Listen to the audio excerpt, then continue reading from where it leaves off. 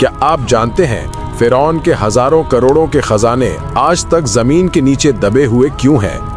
मिस्र की पुरानी रवायतों के मुताबिक फिरौन अपनी कब्र के बाद की जिंदगी पर पूरा यकीन रखते थे, इसीलिए वो अपने साथ सोना, जेवर, हथियार, हत्ता के खाना तक दफन करवाते थे ताकि उनका अगला सफर महफूज रहे।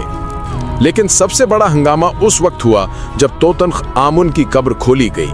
खुदाई करने वाली टीम के कई लोग कुछ अरसे बाद अजीबो-गरीब तरीके से मर गए और लोगों ने इसे फेरोज कर्स यानी फिरौन की लानत का नाम दे दिया। मगर आज की तहकीक कुछ और बताती है। उन अम्बात की वजह कोई जादू या भूत नहीं, बल्कि इन्फेक्शंस, कदीम फंगस, केमिकल्स और मम्मी बनाने के पुराने तरीकों में इस्तेमाल होने वाले मादों के रिएक्शन थे, जो अंधेरे में बंद कब्रों के अंदर सदियों तक जमा होते रहे। आज भी मिस्र के कई मकबरे सरकारी तौर पर बंद रखे जाते हैं ताकि उनकी हिफाजत हो सके और लोग बगैर इजाजत अंदर दाखिल ना हो पाएं। एहराम मिस्र के नीचे सुरंगें, खुफिया कमरे और पुराने राज आज भी मौजूद हैं और इनमें से अक्सर को साइंसी तहकीक के जरिए दरियाफ्त किया जाता है।